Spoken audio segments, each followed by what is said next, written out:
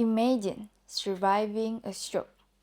You return home carrying hope, believing the hardest part is over. But then reality begins. The nearest rehabilitation centers is hours away. Therapy sessions are too expensive to attend regularly.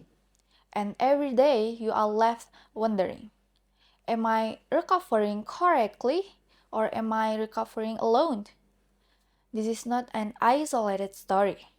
For millions of stroke survivors in Indonesia, this is reality. Allow me to introduce myself. My name is Nazhifa, student of Automation Engineering at Politeknik Manufaktur Bandung. Today, I would like to speak about an issue that lies at the intersection of healthcare, technology, and humanity. How manufacturing innovation can transform rehabilitation access for stroke survivors in Indonesia. When people hear the term healthcare technology, many immediately imagine advanced hospitals, robotic surgery, or sophisticated medical equipment. But one of the greatest healthcare challenges does not happen inside the hospital. It begins after the patient returns home. According to Indonesia Ministry of Health, stroke remains the leading cause of death and disability in our country, affecting more than 2 million Indonesians, yet surviving a stroke is only the beginning. The real challenge is recovery. Recovery requires consistent rehabilitation, continuous monitoring, and long-term support. Without proper therapy, many survivors lose mobility, independence, and confidence. Unfortunately, access to rehabilitation in Indonesia remains deeply unequal. Many patients live far from healthcare facilities. Some cannot afford repeated therapy sessions. Others stop rehabilitation entirely because transportation, time, and cost become overwhelming burdens. As a result, recovery becomes a privilege, not a right.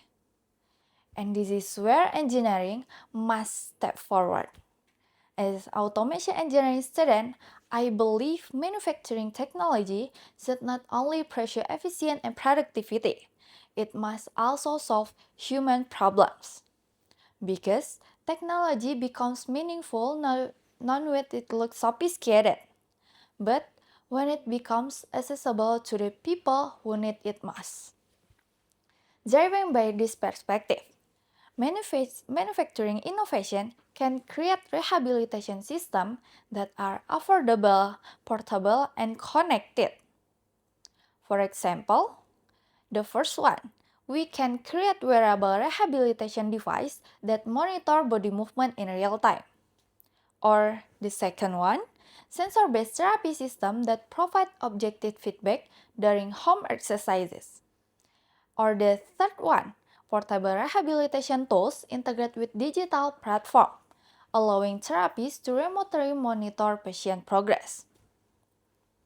This innovation might sound technical, but their impact is deeply human.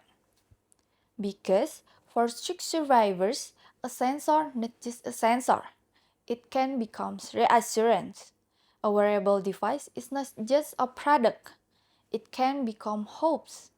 A remote monitoring is not merely a technological future. It can become proof that someone still cares about their recovery.